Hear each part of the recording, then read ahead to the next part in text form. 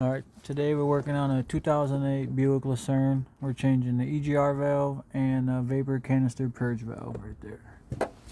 I came over to check it out last night. This was broke off, completely gone away. You can see a little bit right there. It's supposed to be a long neck that comes out of this right here that the line goes into right here. So that's what we're going to be changing. For the EGR valve is going to be two 13mm bolts. Drop it over here now. If not, it'll be okay. I'll figure it out.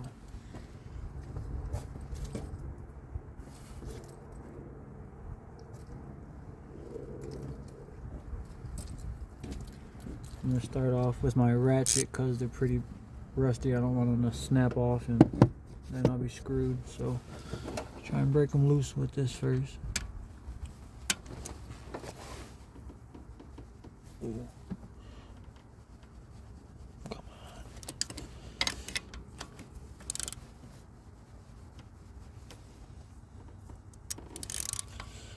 Just like any exhaust bolt, it's going to be seized up on there. Try and tighten it first. Maybe I can break it loose. Oh, come on. Oh. Alright. Let me see if I remember to grab my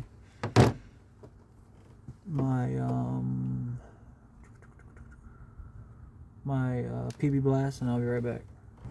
Alright, we're going to hold off on that EGR valve. I got to run up and get some PB blast. I forgot mine. So we're going to go for the other one. First, you're going to unhook this little clip here.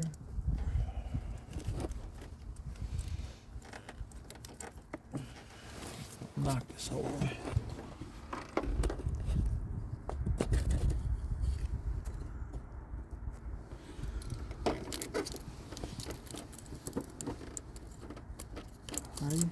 Then it's gonna be, should be just one single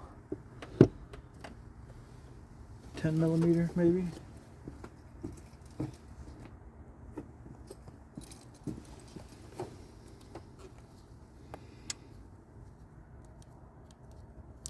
Yeah.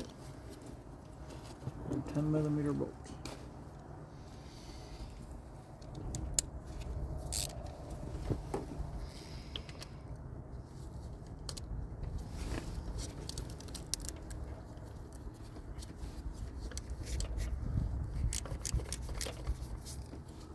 I forgot my electric ratchet too.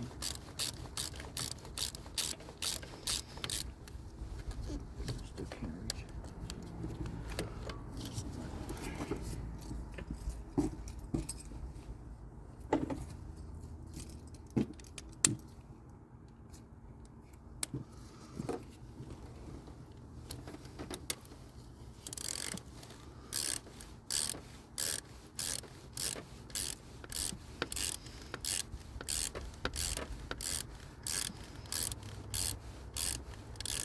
This releases the pressure to the fuel tank. Pressure for the fuel tank. And what this little guy is.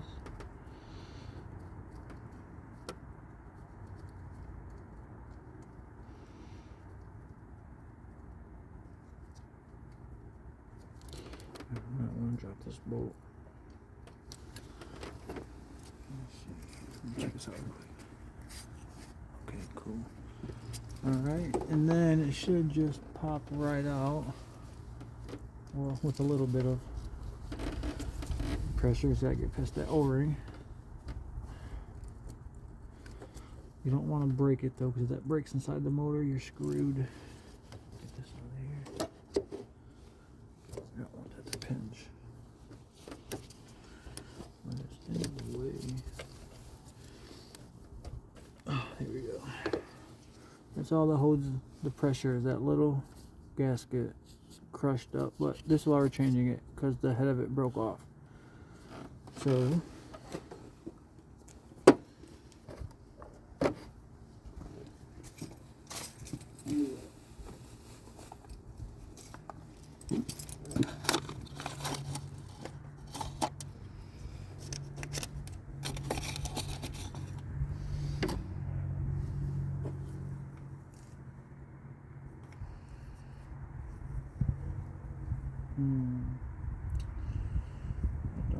same.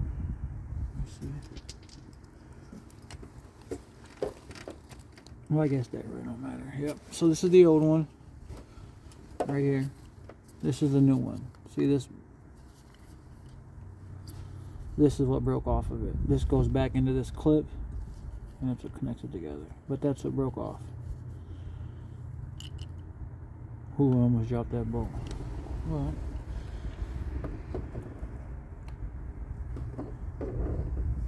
I'm gonna grab my scraper and I'm gonna clean this off real quick, and I'll be right back. Alright, we're just gonna pop this old guy back in here. You gotta listen for the pop. If you don't hear the pop, then your gasket's not set right, or the O-ring's not setting in there correctly. So you're just gonna push it in carefully, not to break it because it's cold outside. Come on, baby. Come on, baby. Yes. Well, it didn't pop, but it's in there. I felt it pop.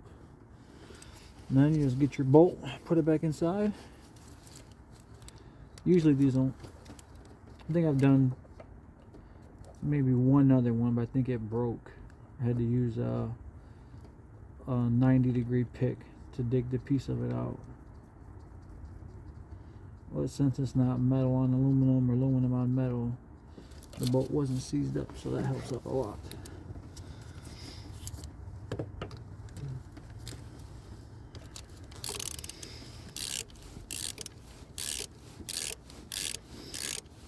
Out of all the regular ratchets I have, this is my favorite. This is a Milwaukee, or not a Milwaukee, a Matco gooseneck. I love that you can change and lock the angle.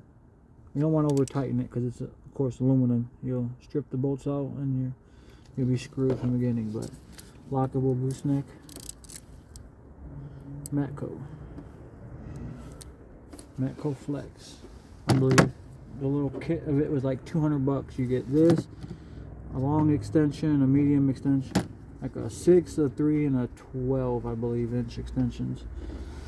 Alright, then you just pop this clip out to unlock the, like I said, it's cold though, so stuff ain't gonna go as planned. I already know it.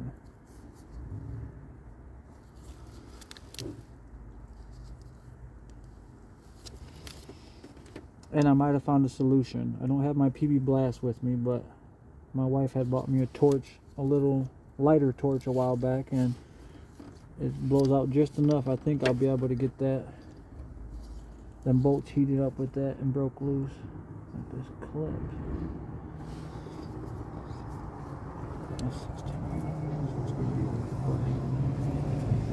Alright, let me get this clip off and I'll get back with you guys. Alright guys, we are back. Like I said, this was stuck in the hose. I'm dumb. That wasn't a pull-out clamp, that was a push clamp. I don't know if you could see it or not through the camera, but you definitely can't see without the light. But that's what that is. You said it was a PV or PB blast? PB Blast. PB blast. It's like a red and white and black can with a yellow top, I think it is. It'll say PB Blast on the side of it. Yeah, so this is it was stuck inside of it. That's what it was caught by this little lip there, but this is it. It's the only reason why we're changing that canister valve is because this broke. And he said it as long as he's had the vehicle. When I pulled up to check it out, it was making like a SpongeBob noise. It sounded like an underwater bubble blower. Can you guys see what I'm looking at? Yep, right where that orange thing is at. That's where I'm working at right now. But the customer, as we were working on this, we just noticed the vacuum line right here at the mass airflow. This vacuum line was broke right here. We just noticed that, so the customer just went to go grab it. I'm not going to add no extra money for that. It's 30 seconds to plug that back in, but he went to go grab that and grab me a can of PB Blast. I'm still going to try and heat them bolts up before he gets back here. We got new gaskets and everything, so if any of that melts, it don't matter. We'll be good to go. All you're going to do is going to pop this back off. This new cap. I see why it broke, being old, and this thing is like so tight right here. The line is, it's even kind of pinched. That's never any good. But there we go. The customer was having idling issues. Like in park, it would run perfectly fine.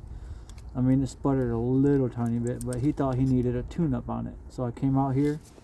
I did a diagnostic for him. We found out the EGR was stuck open. The mass airflow had some issues, but we just found out now that the vacuum line was just broke, so that could have been that.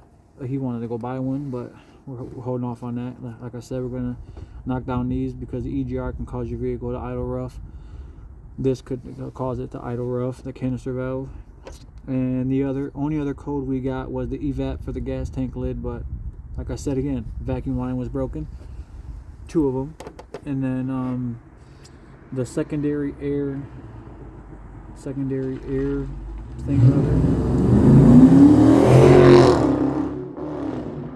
Nice little scat pack, but the secondary air right here under the front of the vehicle, right here. I'll show you. Right there. That right there is reading bad. So you never want to. I tell customers you never want to throw money at your vehicles and just run down problems, what you think they are.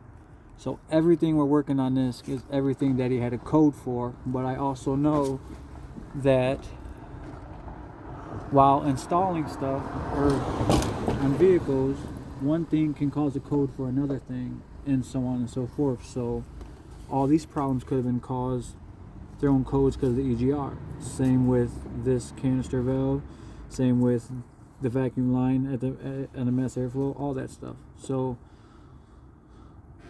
we're fixing the problems that we know he has, like broken stuff. And if those fix his problem, which he wanted to get a tune-up, like I said, but then when I plugged it in, it was coming up, all 6 cylinders were bad. Usually when you need a tune-up, you might get a couple cylinders that are misfiring. The chances of all 6 of your cylinders misfiring, like, it could happen, but I haven't seen it happen like that and yet on anything I've worked on. So that's where we're at, and we're going to heat up that bolt. This is what my wife bought me a while ago. A little mini torch, but look at the flame on this bad boy. Watch. It's got plenty, I don't know if you can see it in the video, but it's got plenty of torch to heat that bolt up. They're not real big bolts, they're just little baby bolts, but so we should be able to heat it up. I'm gonna give this a try and warm this up a little bit and see if I can get them to break loose. If they can, well, either way it goes, I'll be right back, guys. See you soon.